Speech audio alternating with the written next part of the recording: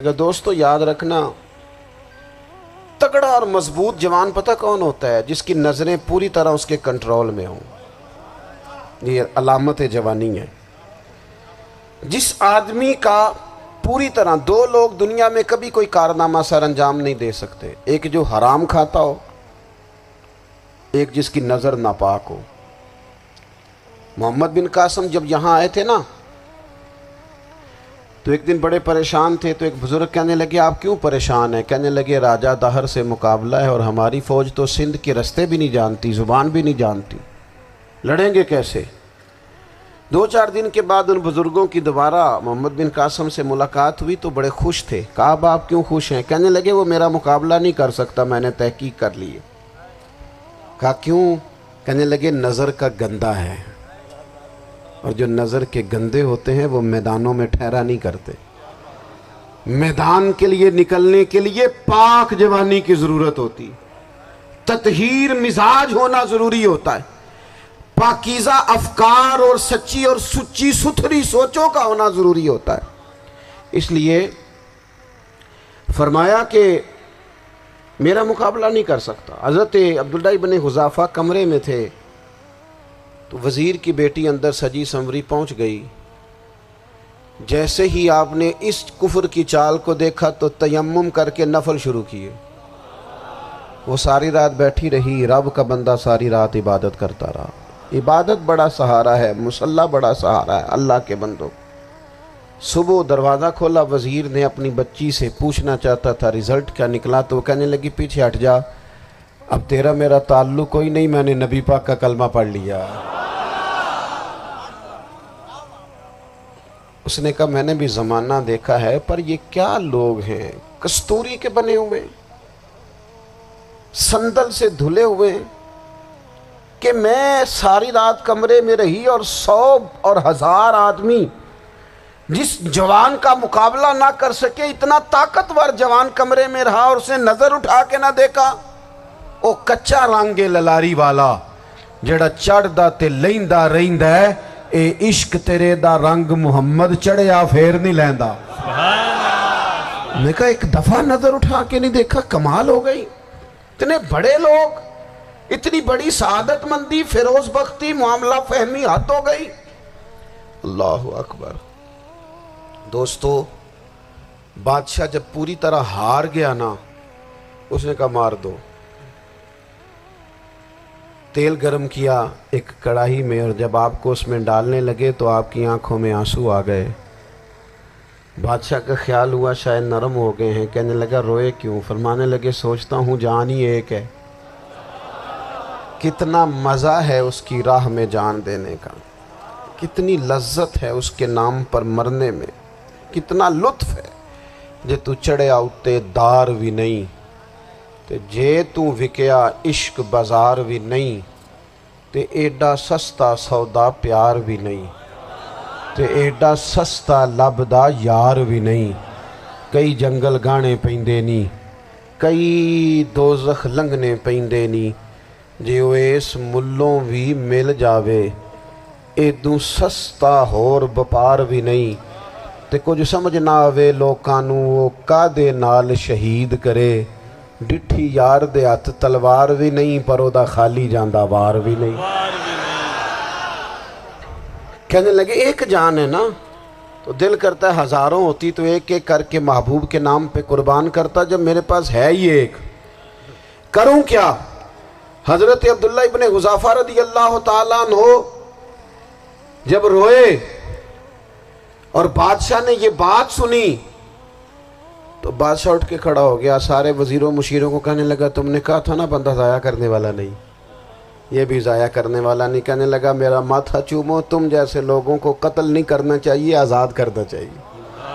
عزیز اپنی زندگی سے نا یہ بہت زیادہ ہرس، ہوس، طمع، اور یہ کسی بات کی بھی ہو، ہرس صرف پیسوں کی نہیں ہوتی ہے، شہرت کی بھی ہوتی ہے،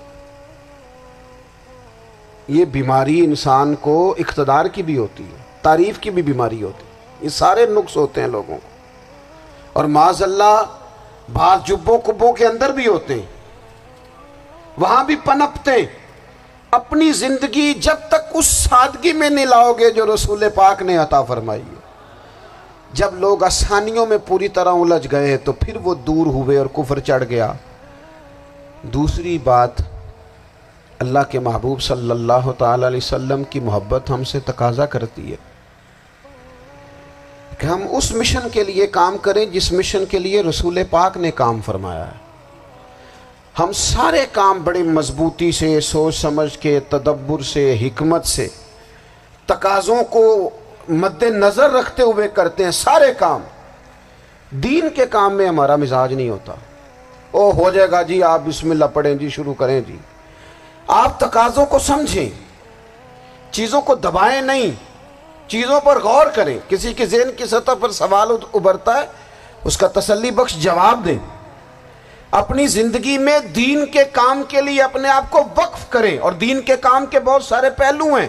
ہزاروں لوگوں کو قرآن پاک ٹھیک پڑھنا نہیں آتا، ہزارہ لوگ ہیں جو قرآن مجید کے مطالب سے آگاہ نہیں ہیں،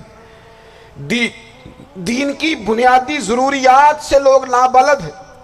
میں آپ کو کس طرح یہ بات سمجھاؤں کہ ہزاروں کی تعداد میں طلاقیں اس لیے ہوتی ہیں کہ مردوں کو طلاق کے مسئلے نہیں آتے، انہیں پتہ نہیں ہے کہ مجھے حقوق زوجین کے معاملے میں کیسے چلنا۔ ڈھیر سارے گھروں میں تباہی اس لیے ہے کہ تربیت اولاد کا دینی منہج ہمیں نہیں پتا۔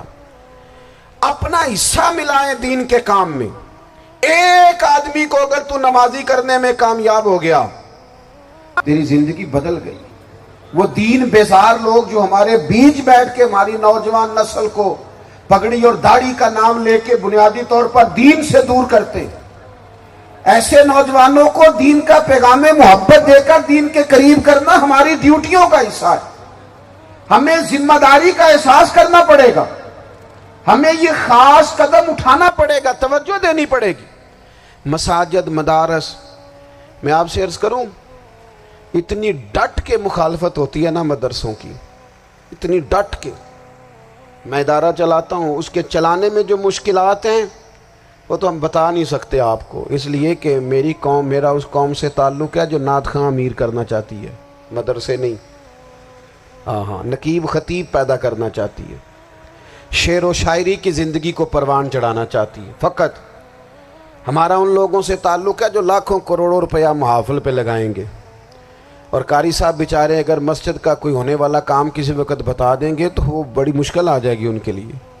یہ کیسے ہو سکتا ہے، آپ نے یہ ڈیوٹی بتا دی۔ مدارس، اور جتنا اہم رول دین کو پھیلانے میں مدارس اسلامیہ کا ہے، اتنی زبردست، لوگوں کا خیال ہوتا ہے میری طرح کے لوگ شاید کام کرتے ہیں، ڈیوٹی کرتے ہیں۔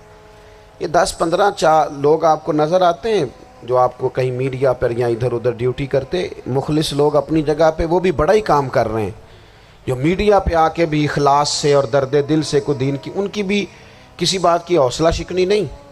لیکن ہزارہ اساتذہ جو مدارس میں بیٹھ کے پڑھاتے ہیں، جنہوں نے وہ سارے لوگ تیار، آپ سمجھ نہیں سکتے کتنا بڑا کام۔ حفظ کا استاد جو ہوتا ہے نا، اس کی ڈیوٹی 24 گھنٹے ہوتی ہے، فجر سے پہلے، اور اس نے بچوں کو اٹھانا۔ تنخواہ تو ہم انہیں دینا نہیں نہ چاہتے جی، تنخواہ نہیں دی انہوں نے، ہمیں مولوی امیر نہ ہو جانا۔ مولوی نو تے سوٹ بھی 27ویں والی رات دے ہے تاکہ کدھر سوان کے عید والے دن پا نہ لوے، چونکہ 27ویں تو بات تے درزی پھڑتا ہی کوئی نہیں، کیوں حضرت؟ ایسے ہی ہے نا، اس وقت تو نہیں نہ لیتا۔ تو ہم چاہتے ہیں مولوی ہماری مرضی کے ہماری طرح کا سوٹ نہ پہن لے۔ مدارس کی مضبوطی، آپ یہ دیکھ لیں، یہ صلاح الدین ایوبی کا تعلق بھلا کس چیز سے تھا؟